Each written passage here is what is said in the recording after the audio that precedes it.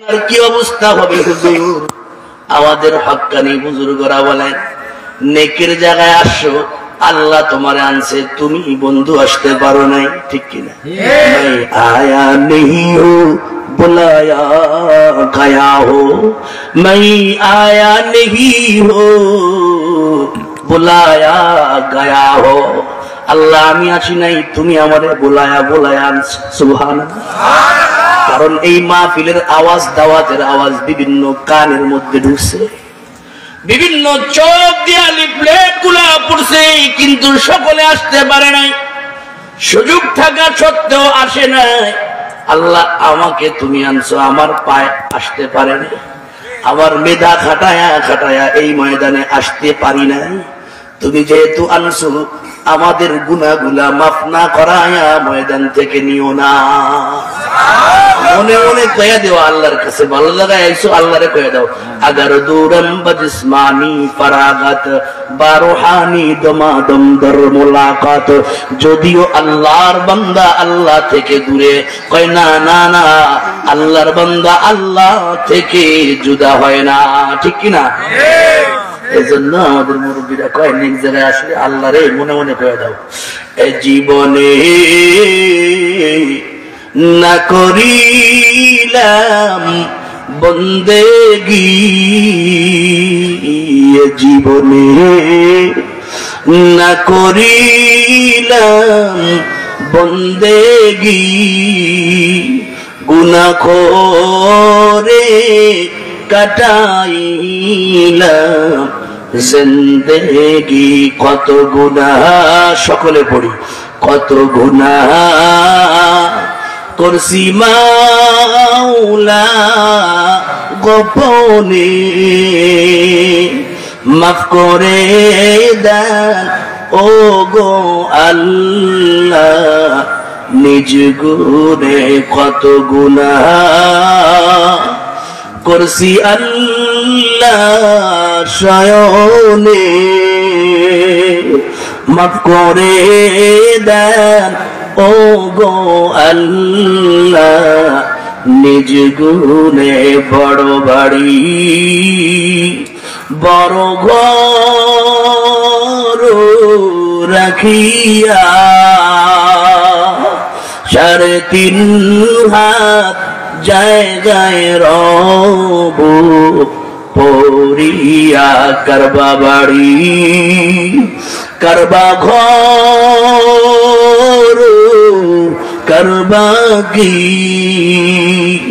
যখনই চলিয়া যাবে প্রাণ পাখি, পাখি যখন ফাঁকি দিয়া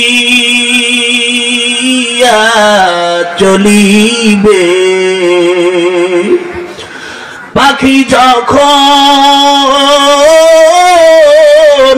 ফাঁকি দিয়া চলিবে, সোনার খায়া জমিনেতে থাকিবে। সকলে বলি তওবা করে, আবার তওবা ভাঙ্গিলাম, তওবা করে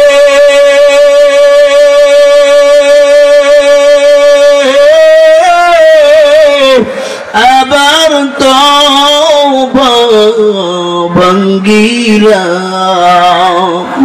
অবশেষে খাঁটি তওবা করিলাম, অবশেষে খাঁটি তওবা করিলাম। চিল্লা কন্যা আল্লাহুম্মা আমিন।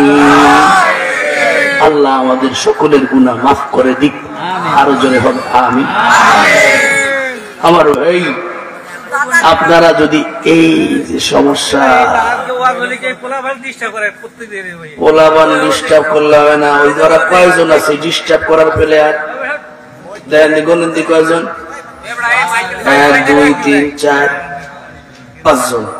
এই 5 জনকে 5 জন মুরব্বী সামনে করে নিয়ে বয়ে দেন, বুঝে নাই মনে হয়?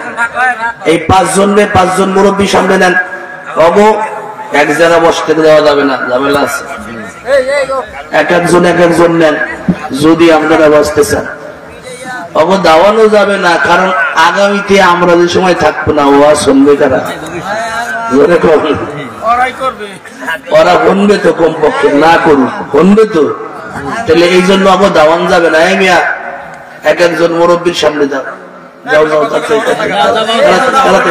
তাড়াতাড়ি আপনারা এদিকে আসেন।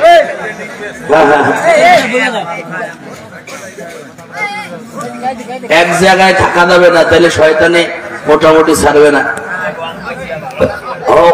ওরা যদি নাই আসতে চায় মাঝখানে একজন মুরব্বী বয়ে যান, একজন মুরব্বী বসেন। মাশাআল্লাহ, কোন নাড়ি লাগবে না। নাড়ি ছাড়া যদি কাম হয় তাহলে নাড়ি দিয়ে কি করবো? ঠিক নেই। কিছু ভদ্রলোক আছে দেখবেন মসজিদে গেলেই শুক্রবারে জিলাপি দেয় আর পোলাপান দেয়। কি দেয়? জিলাপি আর পোলাপান। যে পরিমাণ পোলাপান হয়েছে ভাগে 2 আনের বেশি 3 আন পাওয়া যাবে না। এই জন্য পোলাপান দাওয়ানের কৌশল।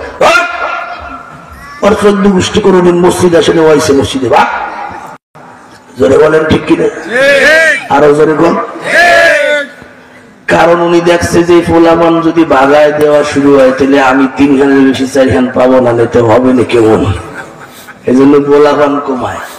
পোলাপানও কম চালাক না, ওরা ওই 2-1 জারি খায়, ওই অভ্যাস আছে। এই জন্য ওই জারিতে ওরা কাবু হয় না। জোরে বল ঠিক নেই? খবরদার খবরদার, এই কর্ম করবো না। বাচ্চারা আসলে এদেরকে শিখাবো, শিখাই দিবেন। নামাজ পারে না, নামাজ শিখাই দিবেন। আপনার সামনে আর একজনে ক্রুদ দিছে, আপনি ধৈর্য করবেন দাদা এ করে না। আল্লাহর ঘরে, আল্লাহ পাকের ঘরে আইসা আল্লাহকে আল্লাহ পাকের ঘরে আইসা এরকম ফাজলামি করলে আল্লাহ বেজার হয়। কে বেজার হয়? এমন বুঝ দিবেন, দেখবেন এক সময় ভালো হয়ে যাবে। আজীবন আপনারে দোয়া দিবে। ঘরে গান ঠিক নেই? পোলাপানকে আজীবন পোলাপানি থাকে, মুরব্বী হয় না, বড় হয় না। এরাই তো এক সময় মসজিদে আইসা মসজিদ ভরবে। এজন্য এদের সঙ্গে ব্যবহার ভালো করতে রাজি আছে ইনশাআল্লাহ। দেখেন না এরা কি রসুলের যুগের ওই লোকের চাইতে বেশি খারাপ কাজ করছে? আল্লাহর রসুল মসজিদে বৈশা বয়ান দিতেছেন, সাহাবারা বয়ান শুনতেছে। এমন তো অবস্থায় একজন গ্রাম্য আইসা বয়ান কিছুক্ষণ শুনে এখন পিছনে রসুলের দিক পিছন ফিরে ডাইরেক্ট দাঁড়ায় মাইরে দিচ্ছে। কি করতেছে? প্রস্রাব করতেছে। কি করে? প্রস্রাব করে। আল্লাহর রসুলের সাহাবীরা তো রাগ হয়ে গেলেন। অমরের মতো সাহাবী রাগ হয়ে গেছে, ধরবে, নগদে সাইজ করে দিবে। যখন কয়েকজন দৌড় দিল, আল্লাহর রাসূল বললেন মাহ মাহ, থামো থামো, আরে কিছু কয়ও না। সুবহানাল্লাহ। ওমর না না না, এই গ্রাম্য মানুষ বুঝে না, সাধারণ মানুষ, কম জ্ঞানের মানুষ কিছু বইল না। রাসূল কয়, রাসূল যদি কয় কিছু কইও না, তাহলে কেউ কিছু কওয়ার কায়দা আছে? যত রাগিও সব জায়গায় রাগ চলে? জোরে কর। আল্লাহর রাসূল বললেন দাঁড়ায় প্রস্রাব করতে দাও, নিরিবিলি প্রস্রাব করুক। কারণ আমি হলো গিয়া বুইস্তু ফীকুম মুআল্লিমা, আমাকে প্রেরণ করা হয়েছে তোমাদের মাঝে শিক্ষক বানায়া। আমি নবী শিক্ষক শুধু কোরআন শিখানোর জন্য আসি নাই। আমি নবী শিক্ষক শুধু হাদিস শিখানোর জন্য আসি নাই। আমি নবী এমন শিক্ষক ঘর সংসার শিখানোর জন্য এসেছি। ঠিক কিনা? কেমনে প্রস্রাব করবা, কেমনে পায়খানা করবা, তাও আমি নবী শিক্ষা দেওয়ার জন্য এসেছি। আল্লাহ আমাকে প্রেরণ করেছে।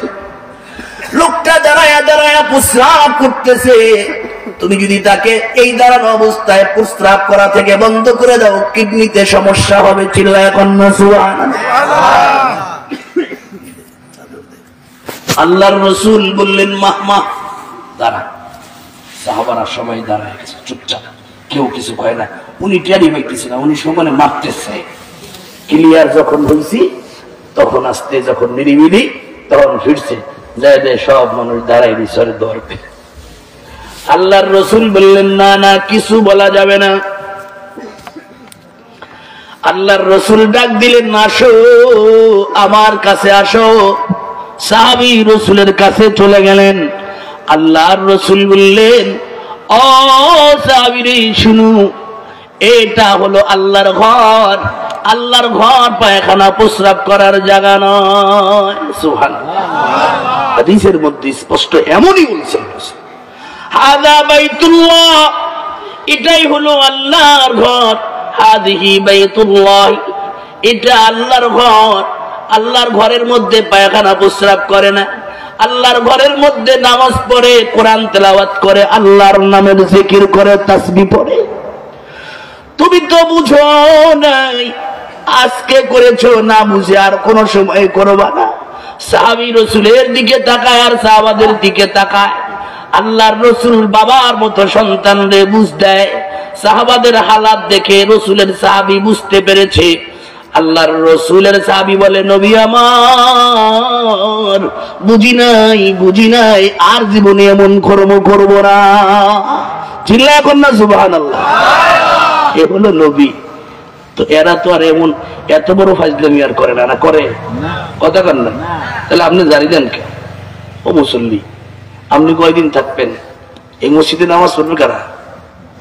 কারা পড়বে? এরা পড়বে না? এদেরকে দাওয়াবেন। মুসল্লিকে দাওয়ানোর জন্য আল্লাহ পাঠাইছে না মুসল্লি মসজিদে আনার জন্য পাঠাইছে? মসজিদে মুসল্লি আনার জন্য পাঠাইছে। এজন্য বাচ্চাদেরকে ধাওয়ান দেওয়া যাবে না। আমি আপনাদের সম্মুখে আল্লাহর কালামের ছোট্ট একটা আয়াতে কারিমা পড়ছি আর একটা হাদিস পড়ছি। যদি সুযোগ হয় তাহলে এর উপরে কিছু আলোচনা হবে ইনশাআল্লাহ। আরো জোরে বলনা ইনশাআল্লাহ। আল্লাহর রাসূল বলেন, ইদা মাতাল ইনসান, মানুষ যখন মারা যায়, ইনকাতা আনহু আমালু, এই লোকটার সমস্ত আমলের দরওয়াজা বন্ধ হয়ে যায়। আল্লাহর গোলাম দুনিয়ার মধ্যে নামাজ পড়েছে, নামাজের সওয়াব পেয়েছে। আল্লাহর গোলাম দুনিয়ার মধ্যে রোজা রেখেছে, রোজার সওয়াব পেয়েছে। আল্লাহর গোলাম একবার তাসবিহ পড়েছে, আল্লাহ পাক রব্বুল আলামিন আল্লাহর তাসবিহ পড়ার সওয়াব দিয়ে দিয়েছে। দুনিয়ার মধ্যে একবার সুবহানাল্লাহ পড়লে আল্লাহর রাসূল বলেন, মান ক্বালা সুবহানাল্লাহি ওয়াল হামদুলিল্লাহ, মান ক্বালা সুবহানাল্লাহি ওয়া বিহামদিহি তামলাআনি মা বাইনাস সামাওয়াতি ওয়াল আরদ। যদি কোন ব্যক্তি সুবহানাল্লাহি ওয়া বিহামদিহি পড়ে, আল্লাহ এত পরিমাণ সওয়াব দেয় যে সওয়াব দুনিয়া থেকে দুনিয়ার আসমান পর্যন্ত সমস্ত জায়গা ভরপুর হয়ে যায়। অথচ দুনিয়া থেকে যদি চলে যাই, কবরের মধ্যে যাওয়ার পরে সুবহানাল্লাহ পড়তে পড়তে সেবরি উঠায় ফেলাইলেও কানাকড়ির সওয়াব হবে না, কোরআন তেলাওয়াত করলেও সওয়াব হবে না, নামাজ পড়লেও সওয়াব হবে না। আল্লাহর রাসূল বলেন, মানুষ যখন মারা যায় সমস্ত আমলের দরওয়াজা বন্ধ হয়ে যায়। ইনকাতা আনহু আমালু ইল্লা মিন তালাস, তবে তিনটা আমলের লাইন চালু থাকে। কয়টা আমলের লাইন? আরো জোরে হবে, আরো জোরে। তিনটা আমলের লাইন চালু থাকে। ও বন্ধু, দুনিয়ার মহত্ব বুঝেছি, দুনিয়ার টাকা পয়সা বুঝেছি, চিনেছি। এজন্য অনেক শিক্ষিত জ্ঞানী ভদ্রলোক আছে, যৌবন বয়সে ডিপিএস করে, যৌবন বয়সে টাকা জমায়া ভালো এক সম্পদ করে, জীবনভর ভাড়া দিয়া খাবে এই নিয়াতে যে সময় বয়স হবে তখন ওই ডিপিএস ভেঙে ভেঙে খাবে। এরকম ভদ্রলোক দেশে আসেনি? কিন্তু আসলে আখিরাত তো বুঝতে চাই নাই। মৌতের পরে কি হালাত হবে অনেকেই বুঝতে চাই না এবং বুঝিও না। চিল্লায় এখন ঠিক কিনা? আল্লাহর রাসূল বলেন, মানুষ যখন মারা যায় সব আমলের দরওয়াজা বন্ধ হয়, তবে তিনটা আমলের লাইন চালু থাকে। এক নম্বর, রাসূল বলেন সাদকাতুন জারিয়াতুন। এক নম্বর নেক পাঠানের লাইন হলো গিয়া সাদকায়ে জারিয়া। লাইন কি? সদকায়ে জারিয়া। সদকায়ে জারিয়ার মধ্যে অন্যতম সদকায়ে জারিয়া হলো মাদ্রাসা বানানো। কি বানানো? মাদ্রাসা প্রতিষ্ঠা করা। ও বন্ধু, মসজিদের চাইতে অনেক অংশে মাদ্রাসার দাম বেশি। কেমনে হুজুর? কয় রোডের পাশে ইমাম সাহেব থাকলে ইমাম সাহেব থাকলে মুসল্লি থাকলে জামাত হওয়া সম্ভব। চোখের মধ্যে ইমাম থাকলে মুসল্লি থাকলে জামাত হওয়া সম্ভব, কিন্তু ইমাম যদি না থাকে মোজাইক করা মসজিদ, টাইলস করা মসজিদের মধ্যে পূর্ণাঙ্গ জামাত হওয়া অসম্ভব। চিল্লা এখন ঠিক কিনা? আর ইমামতের ইমামি যোগ্যতা হলো মাদ্রাসায় তৈরি করা হয়। চিল্লা এখন ঠিক কিনা? তাহলে মসজিদের জন্য পূর্ব শর্ত হলো মাদ্রাসা। জোরে কোন ঠিক কিনা? তাহলে দুনিয়ার মধ্যে যত সদকায়ে জারিয়া আছে, বড় সদকায়ে জারিয়া হলো মাদ্রাসা বানানো, দ্বিতীয় মসজিদ বানানো, তৃতীয় রাস্তাঘাট নলকূপ গাড়া। মাদ্রাসা মসজিদ আল্লাহর কাছে অনেক দাম বেশি। কয় হুজুর এটা সদকায়ে জারিয়া হইলো কেমনে? আমার কাছে আপনাদের কাছে একটা প্রশ্ন, দুনিয়ায় মানুষকে আল্লাহ কেন পাঠাইলেন?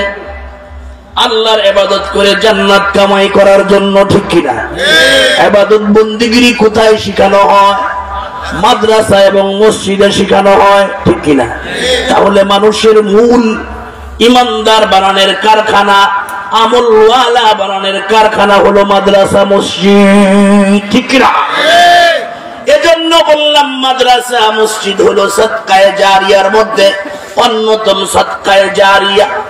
আল্লাহর গোলাম দুনিয়ার মধ্যে মাদ্রাসা বানায়া গেল, আল্লাহর গোলাম দুনিয়ার মধ্যে মসজিদ বানায়া গেল, আল্লাহর গোলাম দুনিয়ার মধ্যে রাস্তা তৈরি করে গেল।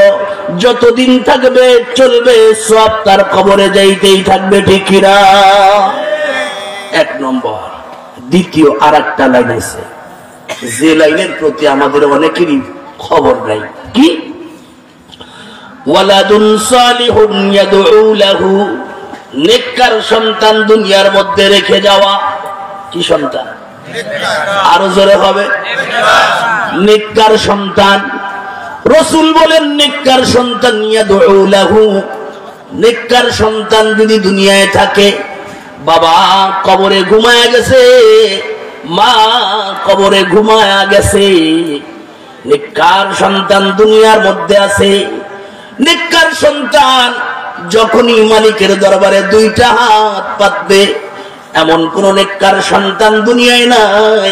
বাবা মা চলে গেছেন, নেককার সন্তান আব্বা আম্মার জন্য আল্লাহর কাছে দোয়া করে না, এমন কোন সন্তান আসেনি? জোরে বলেন আসেনি? আল্লাহর রাসূল বলেন ওয়ালাদুন সালিহুন ইয়াদউ লাহু, নেককার সন্তান দুনিয়ার মধ্যে যদি কেউ রেখে যায়, এই নেককার সন্তান দোয়া করবে তো আব্বা এবং মার কবরে এই সওয়াব চলে যাবে। কেমন যাবে? আমার দেশে অনেক ইতালিয়ান প্রবাসী আছে, গ্রিসের প্রবাসীও আছে, সৌদি আরব প্রবাসীও আছে, কুয়েত প্রবাসীও আছে। এই প্রবাস যারা থাকে, বাবার নামে অ্যাকাউন্ট করে, মায়ের নামে অ্যাকাউন্ট করে, বিবির নামে অ্যাকাউন্ট করা থাকে। প্রবাস থেকে ওই বাবার অ্যাকাউন্টে টাকা পাঠায়া দেয়, মোবাইলে মেসেজ চলে আসে, ও আমু তোমার সন্তান তোমার অ্যাকাউন্টে 2 লক্ষ টাকা পাঠায়া দিছে। বাবা তখন খুশি হয়, জোরে বলেন ঠিক কিনা?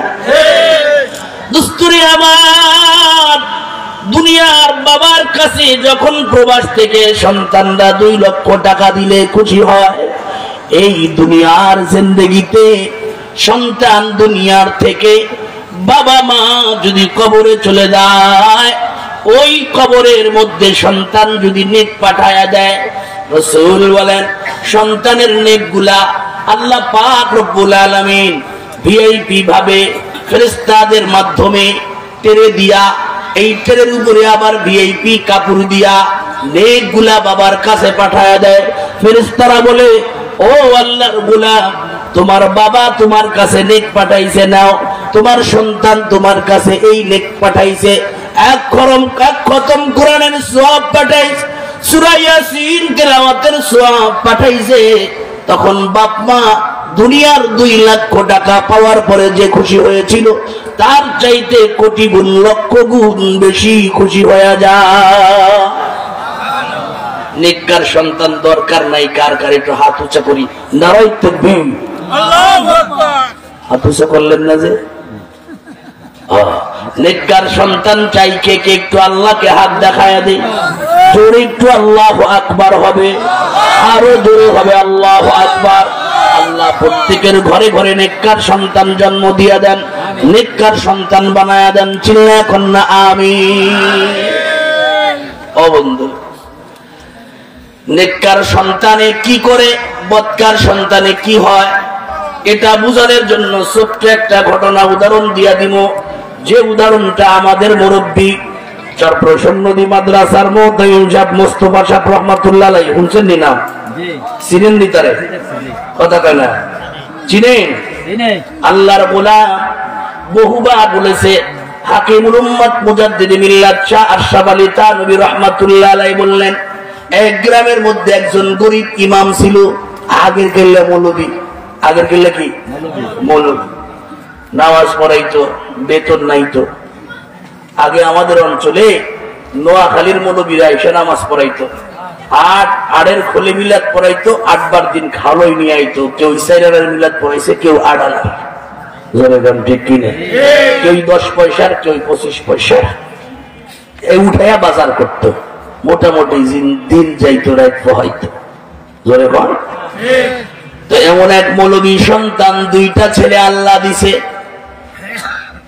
এক বেলা খায় আর এক বেলা না খায় থাকে এমন তাদের জীবন একদিন বিবি এবং স্বামী রাতের বেলা পরামর্শ করে ও স্বামী রে তোমার আমার জীবন গেল না খায়া বদ্ধ খায়া এই সন্তান দুটো যদি এমন যায় তাহলে চলবে না এদের একটু খাওয়া পড়ার ব্যবস্থা করতে হবে এদের এমন শিক্ষায় শিক্ষিত বানাইতে হবে যেন তারা ভালো খাইতে পারে স্বামী কয়ে কি শিক্ষায় শিক্ষিত বানাইব কৃষি কাজে তেমন পেট চলে না আমাদের মৌলবী কাজেও তেমন পেট চলে না বউ কয়ে পেট তো চলে দেখলাম কয়ে কার কামে পেট চলে কয়ে আমাদের উত্তর পাড়ার অমুক রাতভর কাজ করে দিনভর ভালো বাজার করে মানে চুরি করে কি করে চুরি করে কয় এরকম পক্ষে দুইজনকে চুরি বিদ্যাটা শিক্ষা দিয়ে দেয় কয় তাইলে কি হবে ভালো খাবে ভালো পড়বে কয় তাই নেই কয় তাই করি না খাই আর কতদিন অভাবে ইমানও নষ্ট হয়ে যায়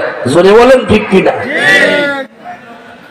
কিন্তু ওই উত্তর পাড়ার যে চূড়া রাতের বেলা আজকে চুরিতে যায় নাই স্বামী স্ত্রী দুইজন পরামর্শ করে বিবি রে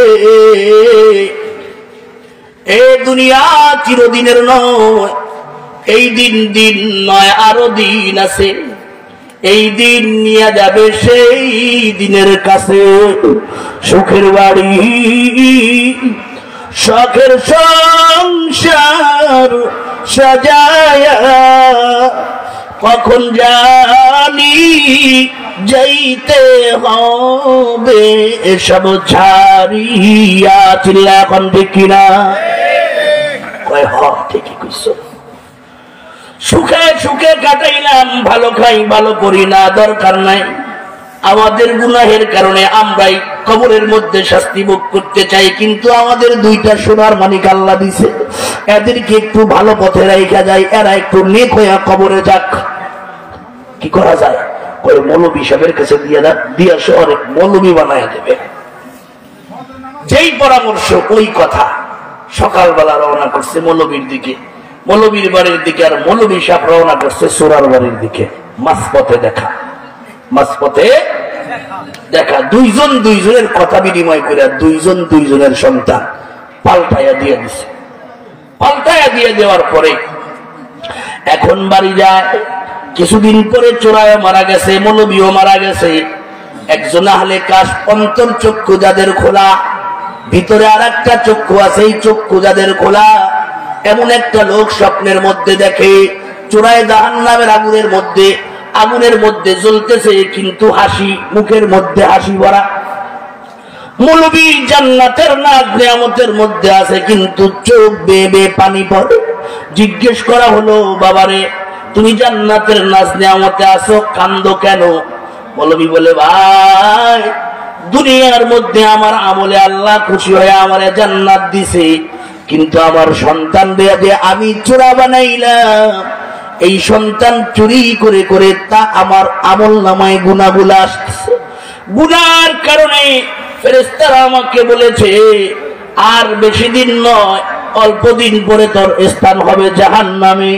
যখনই জাহান্নামের সংবাদ শুনলাম তখন এই জান্নাতের স্বাদ আমার থেকে বিদায় হয়ে জাহান্নামের কথা মনে পড়ে যা। চোরে প্রশ্ন করলাম, তুমি জাহান্নামে হাসো কেন?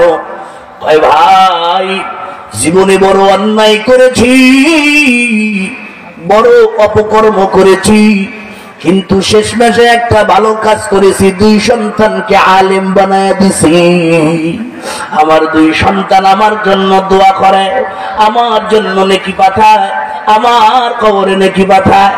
এই তো কয়েকদিন আগে ফেরেশতা বলে গেল, চোরা রে, তুই জাহান্নামের মধ্যে আর বেশি দিন নাই, তোর আমলনামায় গুনার চাইতে নেকি বেশি জমতেছে, কয়েকদিন পর তোকে জান্নাত দেওয়া হবে। এই জান্নাতের সংবাদ পাওয়ার পর জাহান্নামের কষ্ট দূর হয়ে জান্নাতের মজা আসি। চিল্লায় কন্যা সুবহানাল্লাহ, আর একটু জোরে কন্যা সুবহানাল্লাহ। এজন্য সন্তান নেককার বানানো দরকার কি দরকার না? সন্তান নেককার হইলে তো চাইলেই তো হবে না। কচু গাছ লাগাইয়া যদি কই আল্লাহ কয়েকটা জাম্বুরা দিও, হবে না? তেঁতুল গাছ লাগাইয়া দোয়া করলাম, মৌলবী সাহেব 4-5 জন নিয়া, পুরা এই গ্রামের যত ইমাম সাহেব আছে সবাই নিয়ে দোয়া করি, আল্লাহ তেঁতুল গাছ লাগাইলাম, 5 বছর পরে এই তেঁতুল গাছের তা কমপক্ষে 4-5টা বিলাতি খেজুর দিয়ে দিও। দেবে না? কথা কয় না, দেবে না? দেবে তো? দেবে না বলে তাহলে হবে না। নেককার সন্তান হতে হলে বাবার নেককার হতে হবে, মার নেককার হতে হবে, এবং বাপ মার নেককার হলেই হবে না, আবার নেক পদ্ধতি গ্রহণ করতে হবে। কেমন নেক পদ্ধতি? কয় আমরা বিল্ডিং বানাই, কয় অমুকের বিল্ডিং এমন এমন একটা বিল্ডিং বানাইলে চলবে। কয় অমুকের বিল্ডিংটা ভালো দেখেছে এটা। আল্লাহ কয় রে উম্মতি মুহাম্মাদি, সন্তান যদি নেক বানাইতে চাও তাহলে নেক ফ্যামিলি হও। আর নেক ফ্যামিলি কেমনে হইবা? আমি কুরআনুল কারীমের মধ্যে একটা সূরা নাযিল করেছি, যেই সূরাটা হলো গিয়ে একটা ফ্যামিলির সূরা, আর এই ফ্যামিলিটা ছিল নেককার ফ্যামিলি। আর এই সূরার নাম হলো গিয়া সূরাতু আল ইমরান। সূরার নাম কি? আল ইমরান। মানে ইমরান একজন নবী ছিলেন, ভালো ভদ্র আল্লাহওয়ালা, এই ফ্যামিলির সূরা। সুবহানাল্লাহ, আরো জোরে হবে সুবহানাল্লাহ। এই ফ্যামিলি যেরকম নেক সন্তান আমার কাছে যেমন চেয়ে নিয়েছে, তোমরাও যদি এমন আমি আল্লাহর কাছে চাইতে পারো, আমি আল্লাহ ওয়াদা করেছি তোমাদেরকেও নেককার সন্তান দিব। ও বন্ধু, যদি তাই না দেয় তাহলে এই সূরা কেন আমাদের কোরআনের মধ্যে দিলেন? ঠিক নেই? সূরার নাম কি? আরো জোরে কোন না? সূরাতু আল ইমরান। এখন নেককার সন্তান যদি চায়, 1 নম্বর বাবার নেককার হতে হবে কার? 2 নম্বর মার নেককারটা একটু বেশি হইতে হবে, কারণ মা হলো গিয়া নেক সন্তান আসার গোডাউন। জোরে বলেন ঠিক কিনা? এখন দেখেন, তাহলে এই ফ্যামিলির মধ্যে ফ্যামিলির কর্তার নাম হলো গিয়া ইমরান, যিনি একজন নবী ছিলেন। ইমরান যিনি একজন, জোরে বলেন না, কি ছিলেন? নবী ছিলেন। এই ইমরান একজন নবী, তার বিবি একজন নেককার বান্দি, কারণ নবীরা একজন নেককার বিবি বিবাহ করেছেন। এই 2 জন যখন নেককার, এখন এই 2 নেককার আল্লাহর কাছে দোয়া করে। হযরতে হান্না, হযরতে ইমরানের বিবির নাম হযরতে হান্না। হযরতে হান্না যখন দেখলেন পেটের মধ্যে সন্তান এসেছে, যখন পেটের মধ্যে সন্তান আসে মা আগে বুঝে। চিল্লা এখন ঠিক কিনা? যখন পেটের মধ্যে সন্তান এসেছে তখন মা কেমন দোয়া শুরু করছে? আল্লাহ তার কোরআনের মধ্যে আয়াত বানায়া উম্মতি মুহাম্মাদির পাথিও হিসেবে পাঠায়া দিছে।